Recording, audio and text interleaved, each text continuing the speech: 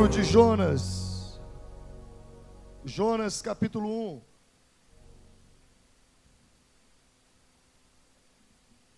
Jonas, capítulo de número 1.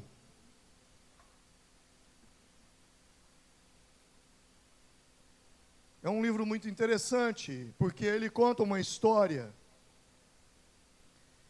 E eu quero ler o capítulo 1 e explicar a história. Jonas está um pouco antes do Novo Testamento. Está um pouco antes de Zacarias, de Malaquias, de Zacarias. Está entre os profetas menores, no final do Antigo Testamento. E o livro de Jonas, ele conta uma história. E no capítulo 1 diz assim: E veio a palavra do Senhor a Jonas, o filho de Amitai, dizendo: Levanta-te e vai à grande cidade de Nínive e clama contra ela, porque a sua malícia subiu até o céu. Jonas se levantou para fugir diante da face do Senhor para Tarsis. E descendo a Jope, achou um navio que ia para Tarsis. Pagou, pois, a sua passagem e desceu para dentro dele, para ir com eles para Tarsis, de diante da face do Senhor. Mas o Senhor mandou ao mar um grande vento, e fez-se no mar uma grande tempestade, e o navio estava para quebrar-se. Então temeram os marinheiros, e clamava cada um ao seu Deus, e lançavam no mar as fazendas que estavam no navio, as bagagens, para aliviarem o seu peso. Jonas, porém, desceu aos lugares do porão e se deitou, e dormia um profundo sono. E o mestre do navio chegou-se a ele e disse-lhe: Que tens, dormente? Levanta-te, invoca o teu Deus. Talvez assim Deus se lembre de nós, para que não pereçamos. E dizia cada um ao seu companheiro: Vinde, e lancemos sorte, para que saibamos por que causa nos sobreveio este mal. E lançaram sortes, e a sorte caiu sobre Jonas. Então lhe disseram: Declara-nos tu, agora, por que razão nos sobreveio este mal? Que ocupação é a tua? De onde vens? Qual é a tua terra? E de que povo és tu? E ele lhes disse: Eu sou hebreu, e temo ao Senhor Deus do céu, que fez o mar e a terra. Então os homens se encheram de grande medo e disseram: Por que fizestes tu isso? Pois sabiam os homens que ele fugia diante de Deus, porque lhe tinham declarado. E disseram-lhe: Que te faremos nós, para que o mar se acalme? Porque o mar se elevava e engrossava cada vez mais. E ele lhes disse: Levantai-me e lançai-me ao mar, e o mar se aquietará, porque eu sei que por minha causa vos sobreveio essa grande tempestade. Então os homens remavam, esforçando-se por alcançar a terra, mas não podiam, porquanto o mar se ia embravecendo cada vez mais contra eles. Então clamaram ao Senhor e disseram: Ah, Senhor, nós te rogamos, não pereçamos por causa da vida deste homem, e não ponha sobre nós o sangue inocente, porque tu, Senhor, fizeste como te aprouve. Então levantaram Jonas e o lançaram ao mar, e cessou o mar a sua fúria. Temeram, pois, estes homens ao Senhor com grande temor, e ofereceram sacrifícios ao Senhor, e fizeram votos. Deparou, pois, o Senhor um grande peixe, para que engolisse a Jonas. E Jonas esteve 3 dias e 3 noites nas entranhas do peixe. E orou Jonas ao Senhor, seu Deus, das entranhas do peixe. Amém.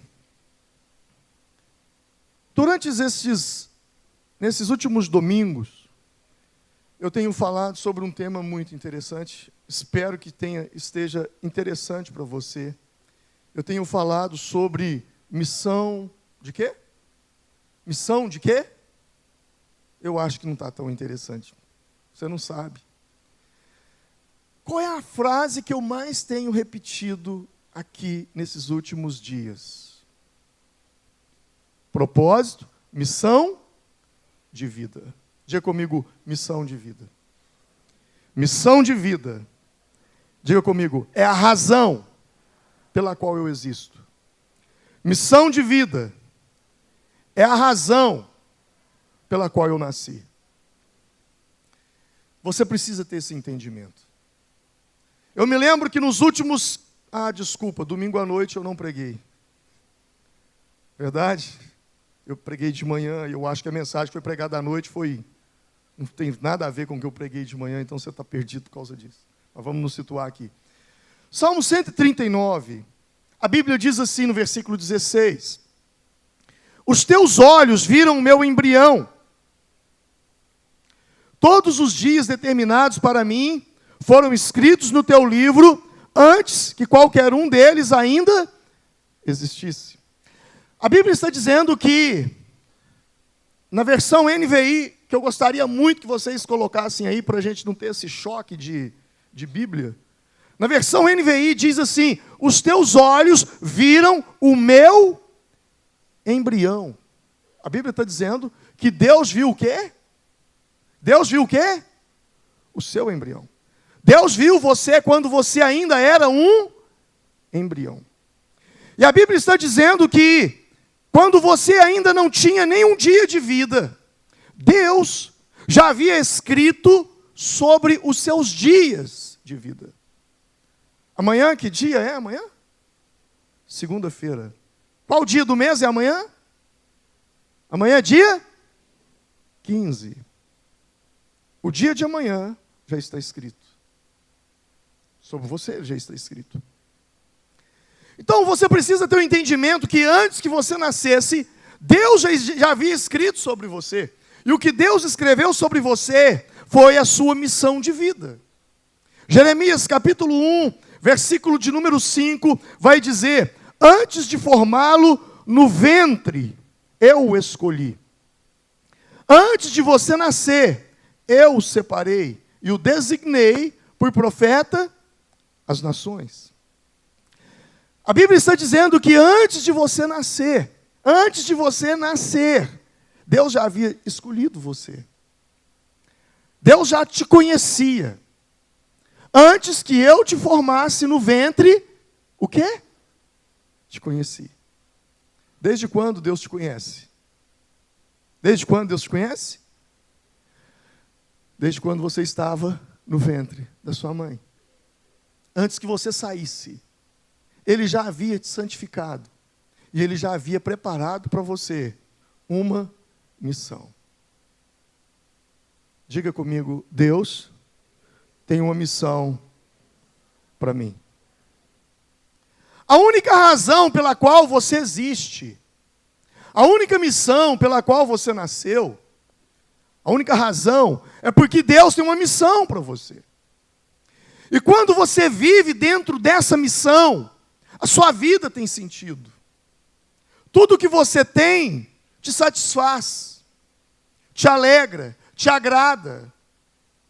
Se é pouco, você é feliz com o pouco. Você passa por situações difíceis na vida, de frustrações, de decepções. É apenas uma tremidinha na sua vida. Aquilo não te abala. Por que não te abala? Porque você entende que existe algo mais profundo e mais importante, que é a sua missão de vida. E quando você entende a sua missão de vida, aquilo que te acontece, por pior que seja, você entende que aquilo faz parte da sua missão de vida. Que de alguma forma aquilo está te preparando. que de alguma forma aquilo está contribuindo para o seu crescimento. Então Deus tem uma missão para você. E no livro de Jonas, a palavra de Deus, ela nos diz que Deus também tinha uma missão para Jonas. E a missão era: vá em Nínive e pregue em Nínive. Vai lá falar para aquele povo, porque se aquele povo não se converter, eu vou destruir aquela cidade. Eles morrerão. Talvez aquela cidade estava próxima de um vulcão, uma erupção, um terremoto, uma tsunami, eu não sei. Mas uma tragédia se abateria sobre aquela cidade. Talvez uma tempestade de areia. É comum isso naquelas regiões. Uma tempestade de areia que viesse e soterrasse aquela cidade. O fato é que aquele povo estava condenado e eles morreriam. Por quê? Porque aquele povo estava cometendo coisas terríveis.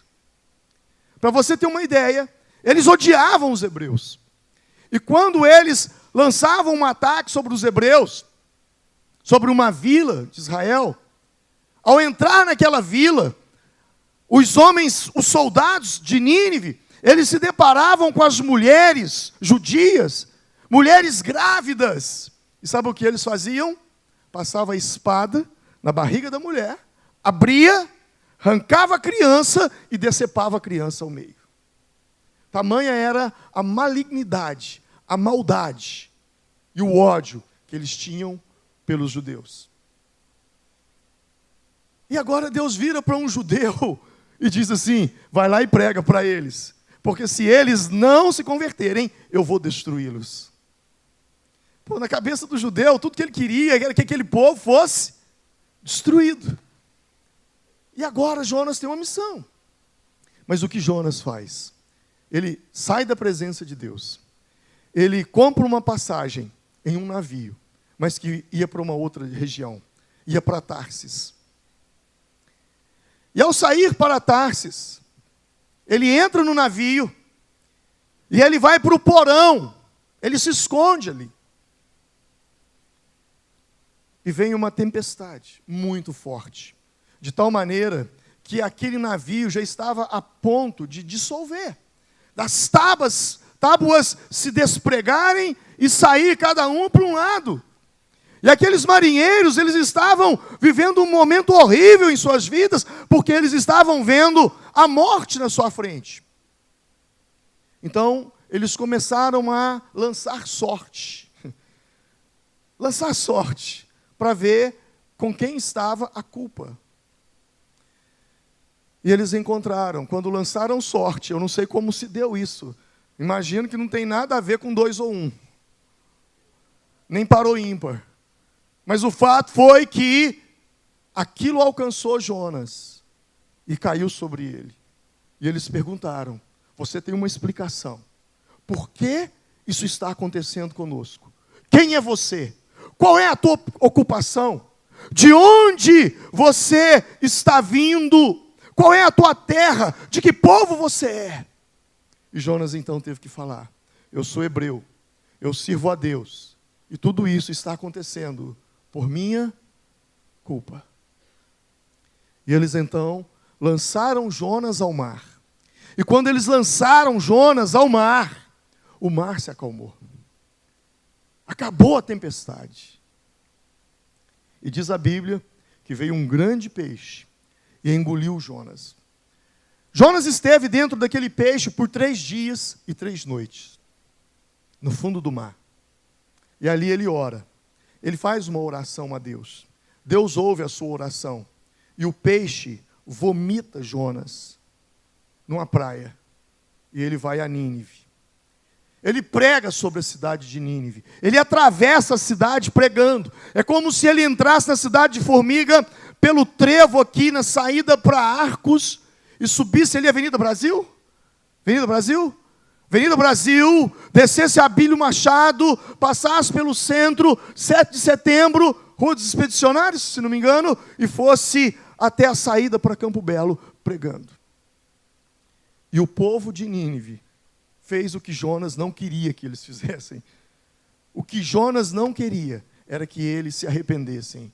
E eles se arrependeram. Se arrependeram a tal ponto de colocarem e de se vestirem com trapos. Jejuaram. E como se não bastasse, eles colocaram até os animais de jejum. Até os cachorros jejuaram, os gatos. Todo mundo teve que entrar em jejum. E Deus, então, não permitiu que aquela cidade fosse destruída. A história poderia ter acabado aqui. Mas tem um capítulo 4 que eu quero falar sobre ele numa outra oportunidade. Eu quero me deter apenas nesse conhecimento que eu trago para vocês hoje. Você precisa entender uma coisa. Viver afastado da missão de Deus para você vai trazer fortes tempestades sobre a sua vida. E o pior, para aqueles que estão ao seu redor. Para aqueles que estão no mesmo barco que você. A Bíblia nos diz que Jonas passou por isso. Porque ele tinha uma missão. E ele estava fugindo da missão. A minha pergunta é: você sabe o porquê você veio a esse mundo? Você de fato está vivendo a missão de vida para você? Ou você é alguém que sabe, mas foge? Constantemente você foge.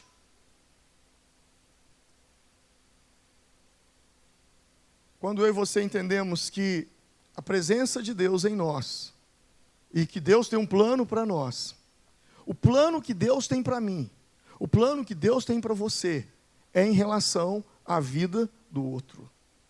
O que Deus colocou em minha vida é para abençoar a vida do outro. Sabe, hoje de manhã, eu estava pensando sobre egoísmo.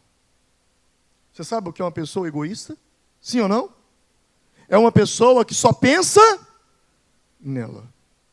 Hoje pela manhã, quando eu me levantei, eu estava pensando, sabe o que é uma pessoa egoísta? Você vai assustar com o que eu vou falar. Eu orava a Deus hoje de manhã, antes de sair para o curso. Eu senti naquele momento, me veio uma frase na minha cabeça. Você sabe qual é a pessoa mais egoísta que você conhece? Eu vou te dizer quem é. E você vai se assustar, porque talvez você se identifica com essa pessoa. Você acha que não é egoísta. A pessoa mais egoísta é aquela pessoa que fala assim: eu não quero ganhar dinheiro. Eu não quero ganhar mais dinheiro. Eu não quero ser rico. O que eu tenho está bom demais para mim. Você conhece gente assim? Você conhece? Isso aí é o tipo de gente egoísta. Porque ele está pensando em quem? Nele. A pessoa que não é egoísta, ela diz assim: eu quero ganhar muito dinheiro. Eu quero ser muito rico, porque eu quero ajudar muita gente. Eu quero ganhar dinheiro para construir casas, para construir hospitais. Eu quero ganhar muito dinheiro e eu quero ser rico para tirar muita gente da miséria e da pobreza. Eu quero ter empresas para empregar muita gente. Quem está entendendo o que eu estou falando? Pessoas egoístas. Às vezes, a gente pensa que é aquele, que é assim, que é aquele, mas muitas vezes a gente se vê como um egoísta. Quando a gente fala, não, o que eu tenho está bom demais para mim viver.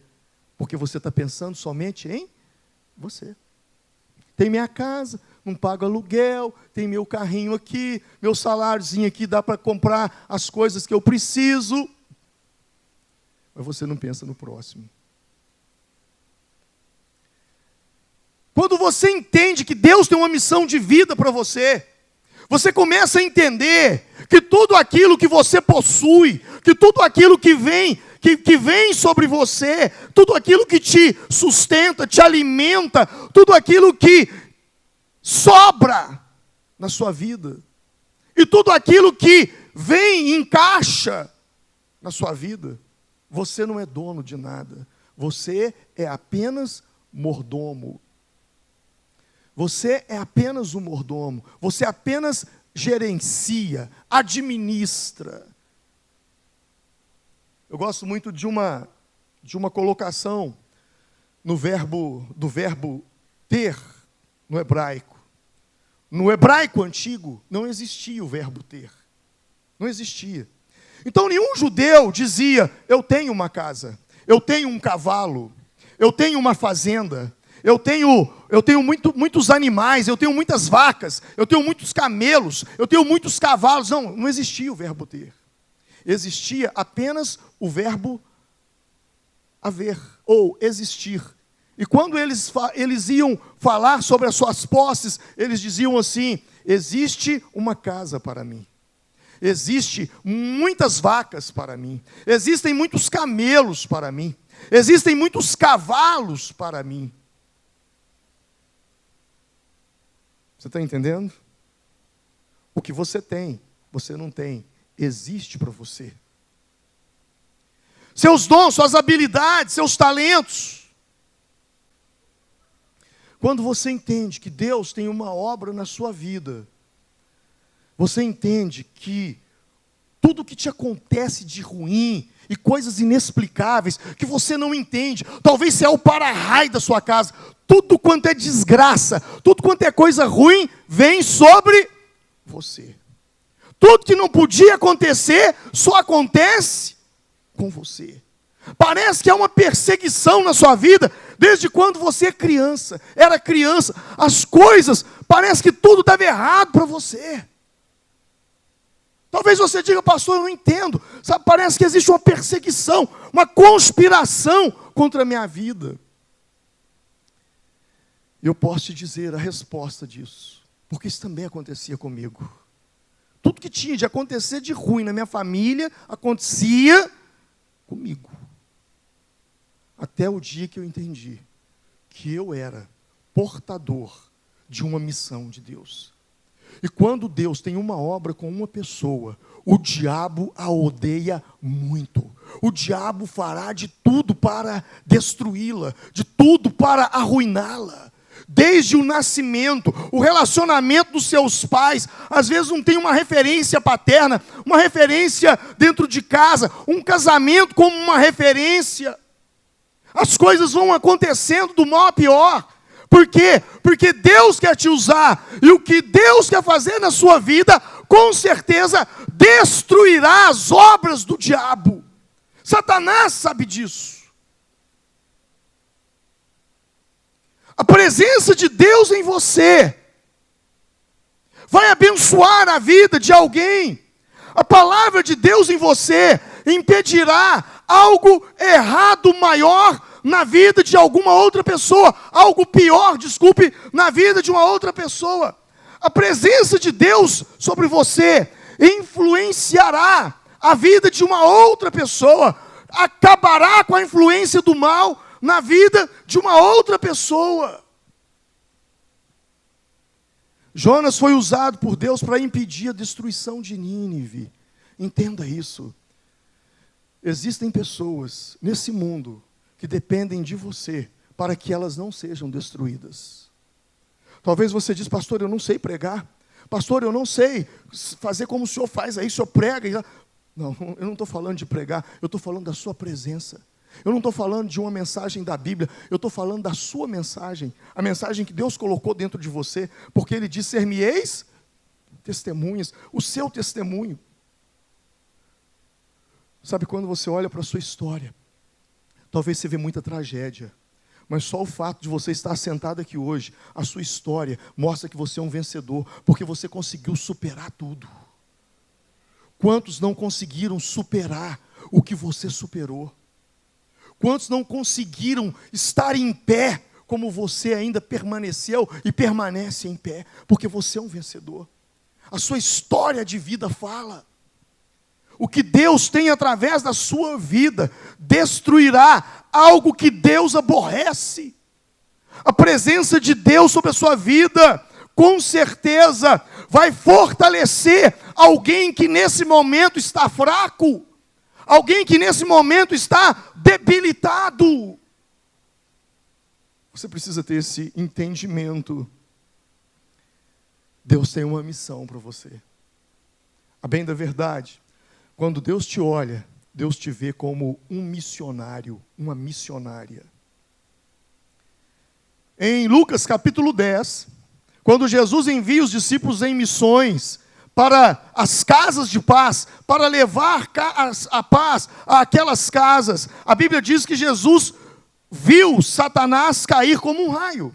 Lucas 10, 17, 18 diz: os 72 voltaram alegres e disseram: Senhor, até os demônios nos submetem a nós em teu nome. E Jesus, ele respondeu: eu vi Satanás caindo do céu como um relâmpago. Você precisa ter esse entendimento.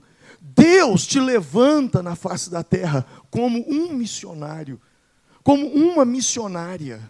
Eu não estou falando de cargo. Uma coisa é cargo, outra coisa é função. Tem muita gente com o nome de missionário que não tem missão nenhuma. E tem muita gente que não tem nenhum tipo de título e são missionários e missionárias porque estão fazendo algo para alguém. E o propósito de Deus na sua vida é usar você para abençoar outra pessoa. Eu e você precisamos ter esse entendimento. Deus nos levantou para desativar bombas. Existem pessoas que estão à beira da destruição. E Deus quer enviar você como uma palavra simples para desativar essas bombas. E o mais interessante é que, enquanto eu desativo bombas em gente que não tem nada a ver comigo, Deus usa pessoas para desativar bombas na minha vida e em pessoas que estão próximas a mim.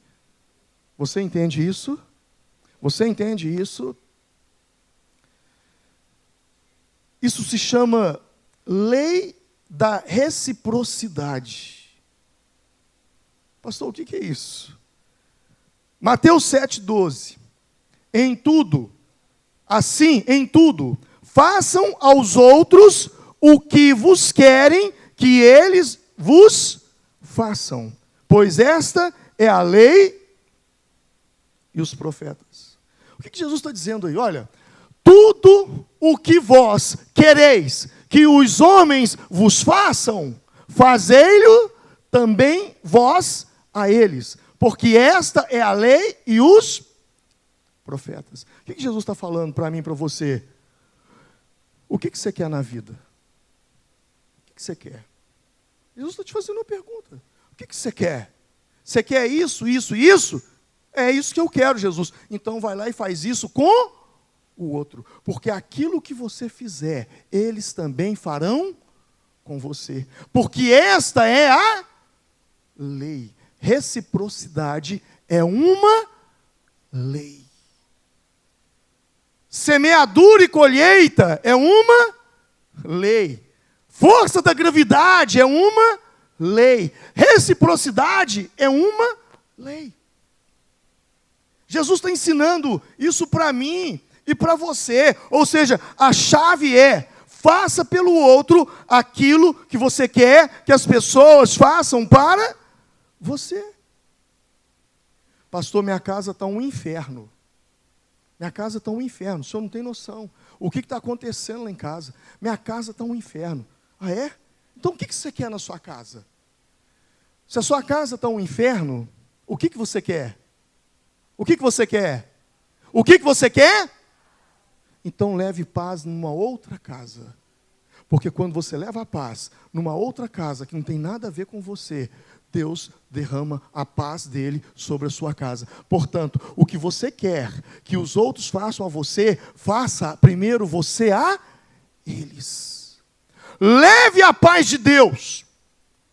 Leve a paz. Quando você leva a paz às casas, Deus, Ele leva a paz dele a você.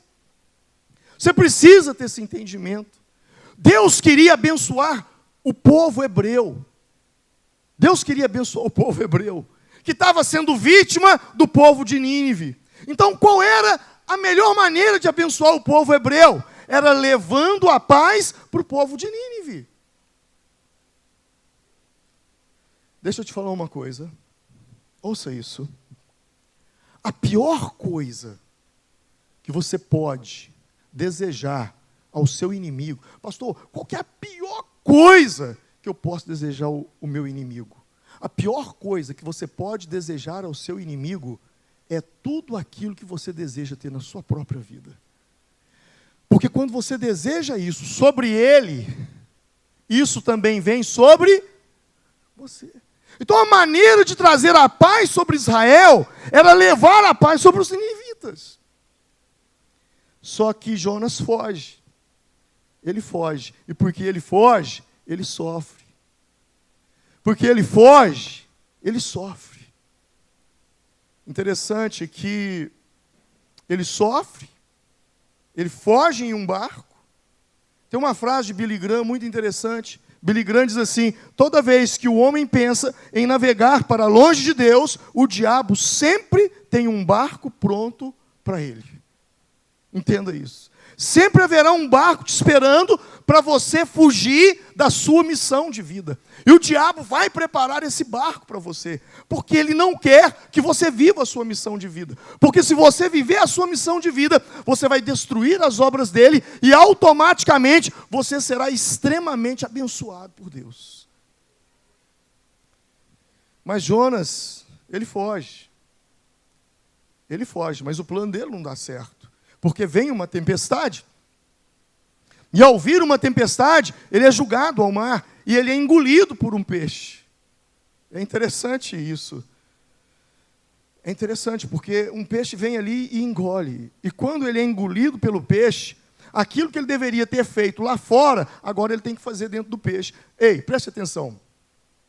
O que Jonas faz dentro do peixe? Você lembra? Ora. Tem muita gente que só deixa para orar depois que está dentro da barriga de um peixe.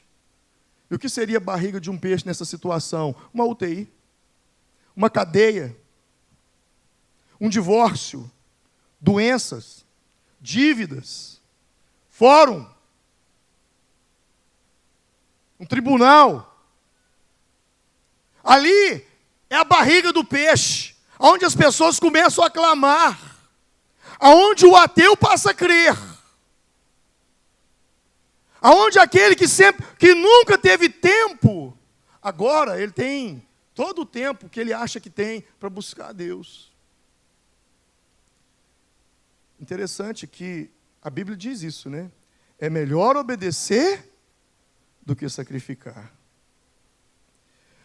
Jonas, ele ouviu a mesma palavra para ir a Nínive 2 vezes. A primeira ele estava na casa dele. E a segunda foi dentro da barriga do peixe. Se ele tivesse obedecido, ele não teria sacrificado. E o interessante é que quando ele desobedece a missão, observa aí na sua Bíblia. Interessante, olha só, que quando ele começa, ele ao sair da missão, no versículo 3, diz que ele desceu ao porto. Versículo 3 diz que ele desceu ao porto. Versículo 5 diz que ele desceu ao porão. E lá na frente, ele desce ao mar. Diga comigo, desceu ao porão, desceu ao navio e desceu ao mar. A vida de quem foge da missão de Deus é sempre uma descida. É sempre uma descida. Vai descendo, descendo, descendo, descendo, descendo. E ainda quando ele estava na barriga do peixe, provavelmente ele ainda desceu ao fundo do oceano. Ao fundo do mar. A minha pergunta é, você nunca se questionou sobre isso? Minha vida está só descendo. O que está de errado comigo? O que eu estou fazendo de errado? O problema não é o que você está fazendo. As pessoas se preocupam, o que eu estou fazendo? Não é o que você está fazendo. O que está te levando a descer não é o que você está fazendo. O que está te levando a descer é o que você está deixando de fazer. Que é a sua missão de vida. E aí, eu poderia chamar esse fundo de mar de sepultamento, fazer até uma metáfora sobre isso. Mas é um outro problema muito grave de quem foge da missão de vida. Quem está fugindo da missão de vida, ele entra num barco, e quando ele entra naquele barco, sabe o que acontece com aquele barco? O barco entra numa tempestade e está pronto para afundar. Ou seja, ele começa a envolver a vida de outras pessoas. E as outras pessoas, juntamente com ele, também começam a descer. Meu irmão, se tem alguém que você conhece, que está fugindo da missão de vida dele, quer fazer uma sociedade com você, cai fora. Sabe por quê? Porque ele é um Jonas entrando dentro do seu navio. E vou te falar ainda mais. Existem pessoas que estão na sua vida que você precisa julgar elas para fora do navio. Porque se você não julgar elas para fora do navio, elas farão você se afundar. Amém? Entendeu o recado? Existem pessoas, pastor, eu estou numa tempestade tão grande, eu olho para a minha vida, eu não consigo ver uma razão. Não, o problema não é você. O problema é quem está com você. É aí que mora o problema. Porque o desviado da missão, aquele que se desvia da missão de Deus para ele, ele carrega dentro de si uma maldição. Foi só jogar o Jonas no mar, acabou tudo. E aí eu vou para uma metáfora, e eu fico pensando o seguinte. Sabe, eu fico imaginando o seguinte, Deus já sabia o futuro. Deus já sabia que se Jonas pregasse ali, aquele povo ia se arrepender, e eles mudariam então de vida. E Deus já conhece o futuro. Deus sabia que se aquele povo não tivesse uma experiência, eles seriam destruídos, e as suas gerações provavelmente destruiriam também o povo judeu. Eles matariam os judeus. Ao se arrependerem, eles se livraram da destruição que vinha sobre eles, e eles também foram livres e o povo hebreu foi livre também da destruição que aquele povo possivelmente faria sobre eles. Então eu fico imaginando assim, imagine que a cidade de Nínive não seja a cidade de Nínive. Vamos contextualizar para cá. Imagine que a cidade de Nínive seja a família Nínive. Amém? Quem aqui é da família Silva, diga eu. Quem aqui é da família Pereira? Quem é? Nossa, Pereira está muito fraco, hein? Quem aqui é Pereira? Quem aqui é Ferreira? Quem aqui é Souza? Tem tantos sobrenomes aqui de familiares, né?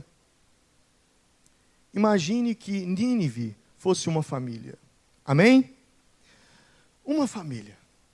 Uma família que está se destruindo. Uma família que está se acabando. Estão se autodestruindo por tantas coisas erradas que eles estão vivendo. E agora chegou a época das casas de paz, na IBVB. E Deus quer usar você para levar a paz, levar aquelas palavras naquelas casas. E você conhece a família Nínive. E você olha para eles e fala, olha, eu sou Silva, não tem nada a ver com Nínive. Esse povo aí tem nada a ver comigo. Deixa eles viver a vida deles. Eu não tenho nada com isso. E você não leva o evangelho lá. E por você não levar o evangelho lá, você não deu a eles a oportunidade de conversão e de transformação. O tempo passa. Você tem um filho. Na mesma época, a família Nínive, que não tem nada a ver com você, também tem um filho. Eles lá, você aqui, tem nada a ver com eles, são família completamente diferente. Não são amigos, são nada. Só que existem muitas coisas que nos torna comum. Quem aqui fez o tiro de guerra, teve que conviver com 99 pessoas que não tinham nada a ver com eles. Quem aqui fez o primário, conheceu crianças que não tinham nada a ver com sua vida. Quem aqui teve lá no ensino fundamental, no ensino médio, na universidade? São pessoas que não têm nada a ver com você, concorda comigo? Mas de alguma forma, eles cruzaram o seu caminho. E agora o filho da família Nínive, uma família completamente desestruturada. Por quê? Porque você poderia ter levado o evangelho lá e consertado, e você não o fez. agora tem um filho completamente desestruturado, com uma vida completamente desestruturada, que não tem limites para drogas, para bebidas, para prostituição, para coisas terríveis. E lá na escola, o seu filho e o filho da família Nínive tornam-se amigos. E o filho da família Nínive começa a influenciar o seu filho. Começa a influenciar o seu filho. E o seu filho se deixa influenciar por aquilo. E de repente seu filho começa a ficar rebelde dentro de casa. De repente seu filho já não quer mais saber de igreja, não quer saber de mais nada, já está desanimado de estudar, as notas são as piores, ele sai de casa e começa a chegar de madrugada em casa, você não sabe aonde ele está, e ele chega bêbado, e muitas vezes você passa a noite acordado, esperando seu filho chegar, sem saber aonde ele está, mal sabe você se ele vai chegar vivo, que desespero. E agora seu filho está lá, te dando o maior problema, porque um dia você teve a oportunidade, na sua missão de vida, de levar a palavra lá na família Nínive. Você está vendo como é que é a vida? Ela vai dando, como diz o ditado aí, o mundo dá voltas. E nessas voltas, uma hora ou outra, a gente acaba se encontrando. A gente pensa que está muito longe, na verdade, nós estamos muito perto. Aquilo que você pensa que está distante de você, mora ao seu lado. Mas vamos pensar no filme que poderia ter acontecido e não aconteceu. Imagine que vem às casas de paz e você tem a oportunidade de levar o evangelho à família Nínive, uma família completamente destruída, e você leva o evangelho, aquele povo se converte, eles vêm para a célula, começam a frequentar a célula, você consegue levar eles ao encontro com Deus, eles participam do encontro com Deus, têm uma experiência maravilhosa com Jesus, eles fazem um curso de batismo, são batizados, um se transforma em líder de célula, o marido, a esposa uma líder de célula, o marido um obreiro na igreja, gente que ama a Deus, eles têm um filho, você também tem um filho, e esses meninos agora, eles crescem dentro da igreja, e ao mesmo tempo, eles estão na mesma sala de aula, e lá,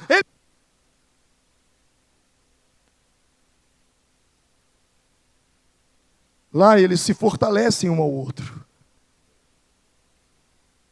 E agora, o seu filho toca na igreja.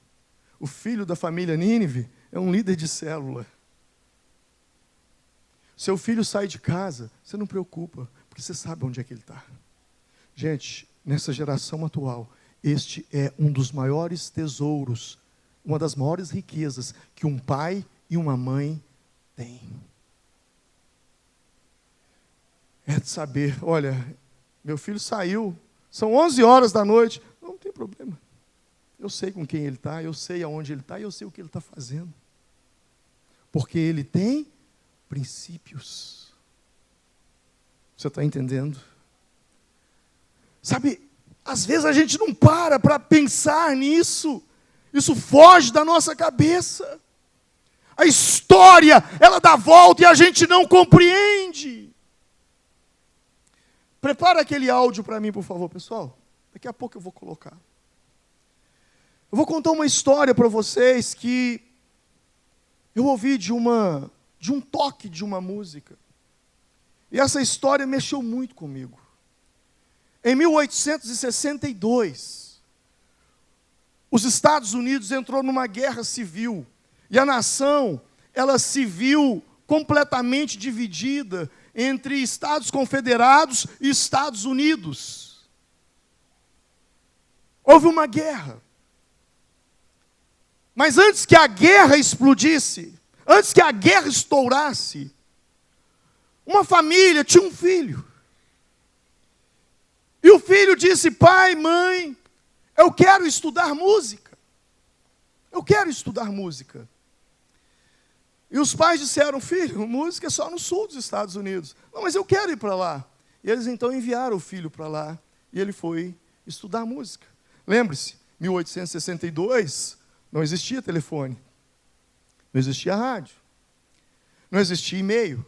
Não existia celular. Não existia o WhatsApp. Isso torna a comunicação mais difícil. os próprios Correios, a dificuldade que era no lombo de um cavalo, ter que atravessar os Estados Unidos. É um país imenso, tão grande quanto o Brasil, maior que o Brasil.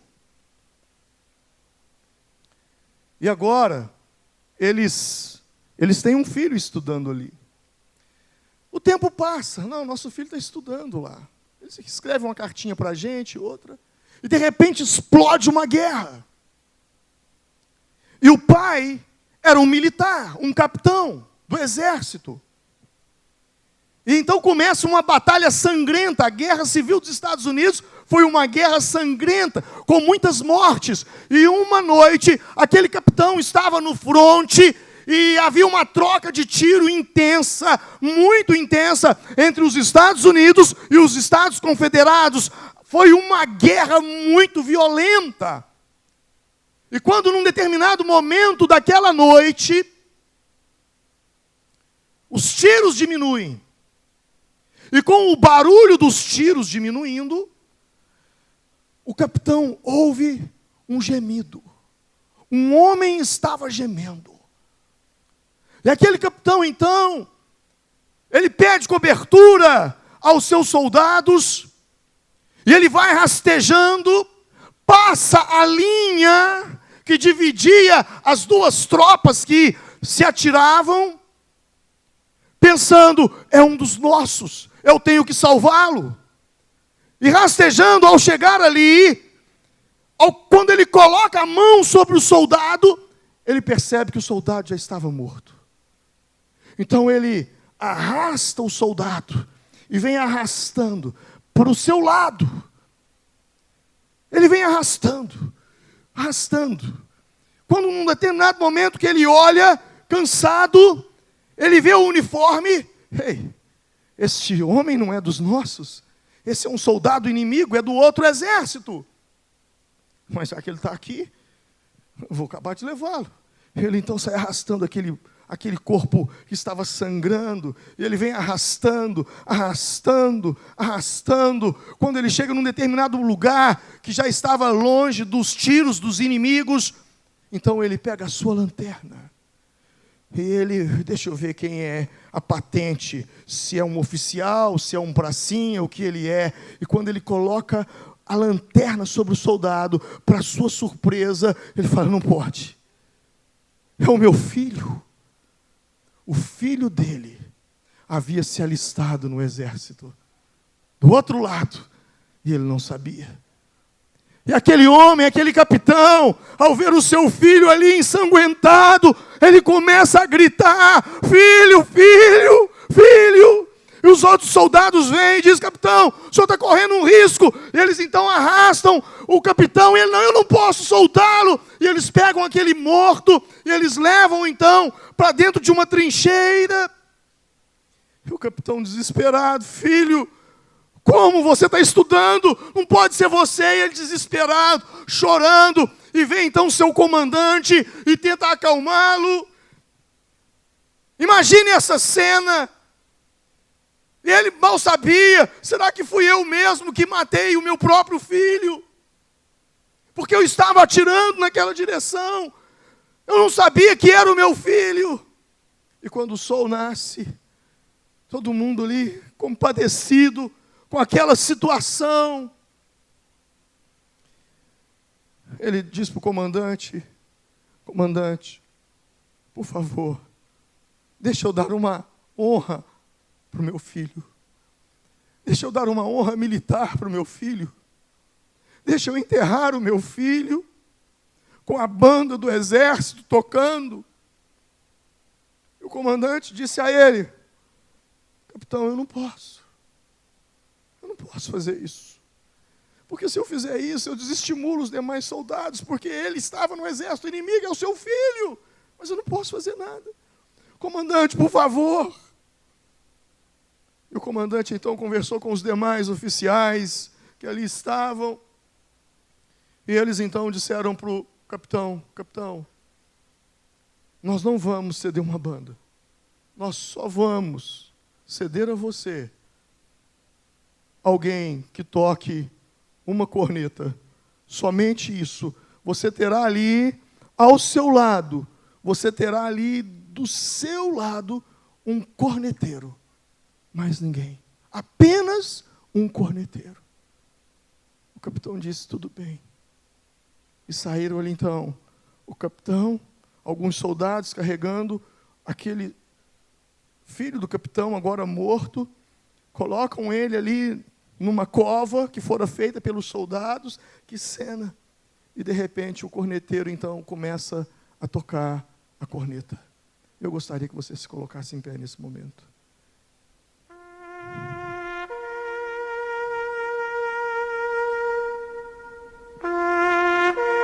Feche os seus olhos.